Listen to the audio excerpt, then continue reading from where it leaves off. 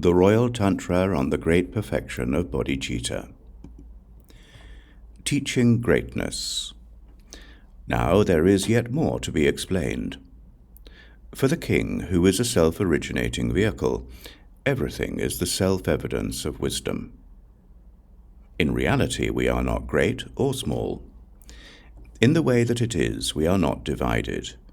But there is a difference between understanding and not understanding.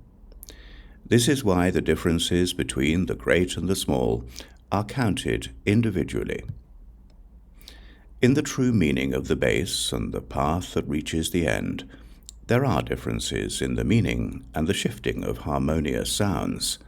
The harmonious and the disharmonious are counted separately. When we understand the Great Perfection, there is no more than one. Using the base and the grounds for deviations in the base, we hold a greatness that is especially noble. Our full maturation holds the seeds of our habitual patterns. Whatever happens, our desire is like a need. We associate with tantras that persist crookedly, those who are instantaneous, and those who will remain. We cut through the demarcations that complicate things. Buddhas and sentient beings have causes and results. They teach on the basis of our cause and our generation. We may determine that something is a fully mature habitual tendency, but in the space that equals the sky, there is no duality. By cutting through our fully matured habitual patterns, samsara is obviously a Buddha field. Like lotuses, we are not stained by anything at all. The three times are a pure reality. The three times are a pure reality that does not change from being, a heart essence that is not contrived. How would it fall under the power of karma?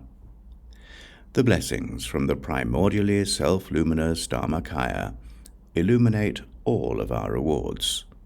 We have nothing to hunt for except the primordial Buddha, and we do not abide in any dharma of cause and result.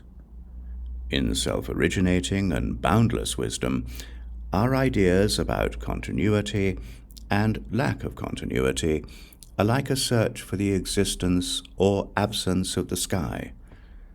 We are beyond both of these extremes. We have no birth or ending. In self-originating and unborn wisdom, there are no dharmas that would separate the former from the latter. We also do not abide by the limitations of words. We are uncontrived in the way of thusness.